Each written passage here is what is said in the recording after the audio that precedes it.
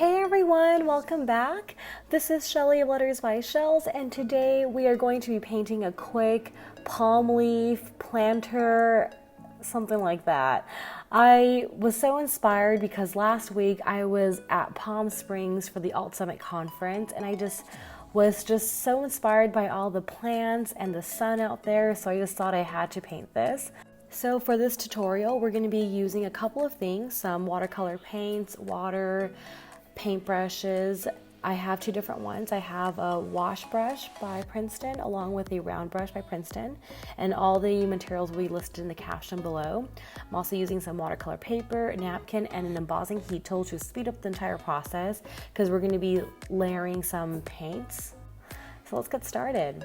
For the first step, we're going to be using our washed brush. So I just quickly dipped it in the water, and I was trying to go for like a pink color basically, but I ended up going with like a peachy color, I hope.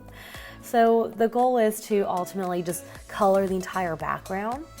So I'm just going to start from the very top, just adding some nice swatches, but then I noticed, it was really dark in color, so I ended up diluting it with lots of water. So every time you do a swatch of color, just add a bunch of water. I ended up also using a little bit of red on accident. So I'm just going back and forth and just really just finishing up the background. I just wanted it to be like a nice contrast with the plants.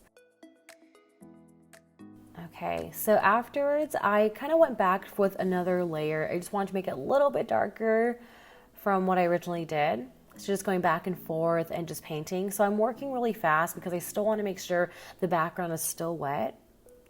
And my goal is to not apply any more paint or water once it's fully dried.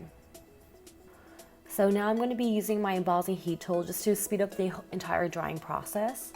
So just going back and forth with it.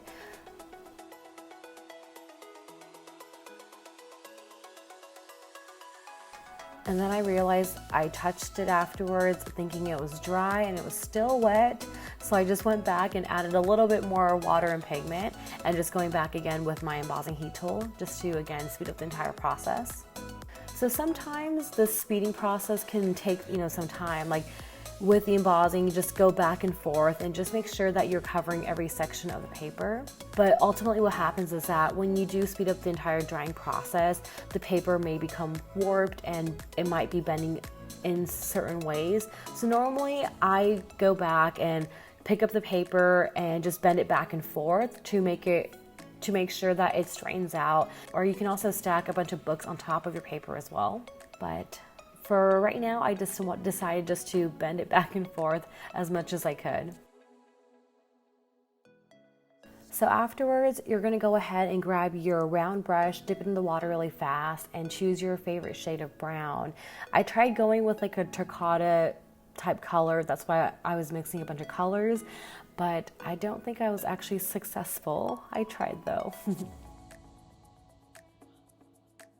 So the goal is to make sure that we have very little pigment and water on our paintbrush when we're painting this process. And it's just because we painted a wash background already and I don't want the watercolors to spread in any way. So I'm just testing it out right now, just putting a dab, and I noticed it was way too much water, so I just tapped the excess off. And now I'm basically just drawing some lines going down from left to right and then just rounding it at the very bottom, making it look like a pot. And then next I'm just going to be adding just like that.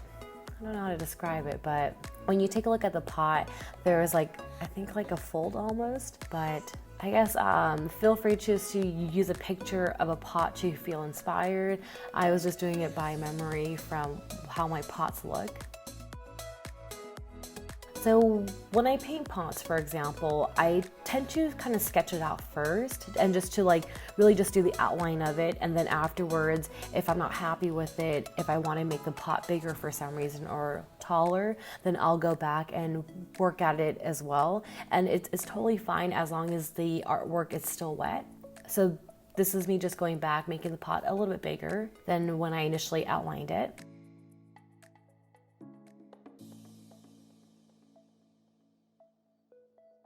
So now my goal is to go back with a darker shade of brown, and I want to just kind of hit the edges of the pot. I wanted to create some dimension, so I kind of just went back and just painted the edges with a darker shade. So again, this is totally optional.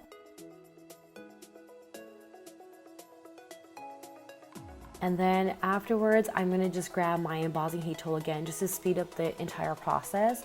I wanna make sure that the pot itself is fully dried before I start adding some more layers on top of it. So this is me using that dark shade of brown again. And I'm just trying to add some lines to add more dimension. Hopefully it looks like I'm adding more dimension to this. Okay, so after you're happy with it, make sure that the pot is fully dried before you start painting the leaves coming out of the pot. So with this, I'm just dipping my paintbrush back in the water, rinsing out the color, and now choosing my favorite shade of green. So my goal is to start with a total of 4 stems, and I'm just doing some light upstrokes. So you'll notice that I started at the center point, and I just started now drawing some more stems on the outer. So now after you're happy with your stems, now the goal is to create those like C-shaped leaves that I did in my previous video, but I want to make sure that these are going to be like really extended, super long leaves. And feel free just to change the angle of your paper to make it a little bit easier to paint as well. So I'm just going to be repeating this entire process, making sure that my leaves are really long and really thin. And they're just going to, of course, vary in size as it goes down the stem as well. But I think the hardest part is making sure that everything I drew on one side of the leaves is making sure that I have the exact same shape and direction on the other side. So feel free again just to have fun with this process, and yeah, try not to think too much about this like I did. So now my goal is to go back, rinse my paintbrush in water, and use a different shade of green. And the reason why is because our stems and leaves are going to be overlapping either way. So I want to provide more dimension behind it and just kind of showcase that the leaves are either appearing in the front and some leaves are in the back, if that makes sense. So with this, you can wait for it to fully dry like I did. So I just went in and painted another set of leaves with a different shade of green. So you'll notice that the second set of leaves that I'm painting is a little bit brighter than the first set of leaves. And again, I'm just repeating the entire process. And for this one, my leaves might appear a little bit like longer and bigger than the first set of leaves that I painted.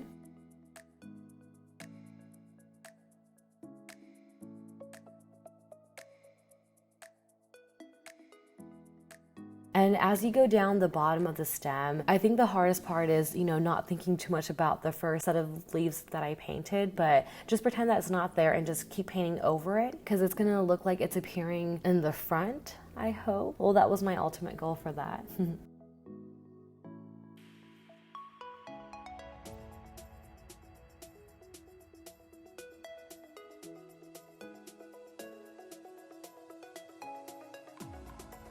So after I painted this second set of leaves, I did notice, it was still wet.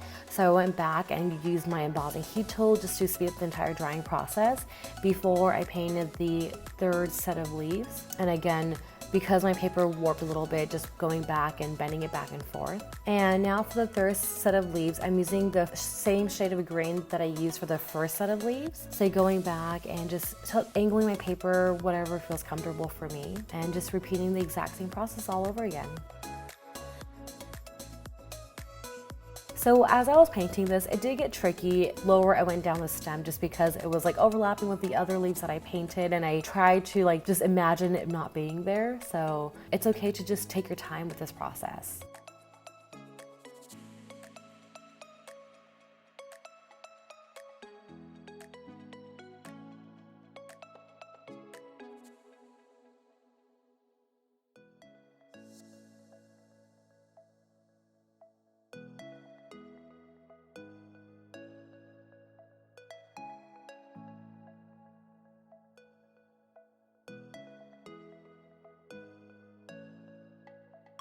Okay, so now after I was finished painting the third set of leaves, I noticed that I drew that fourth stem, so I'm just going back and adding a couple more leaves just to make it more fuller. And again, using different shades of green really helps because it makes the leaves not become like one single color. It also helps when painting the second set of leaves, or for example, you are waiting for the first set to dry.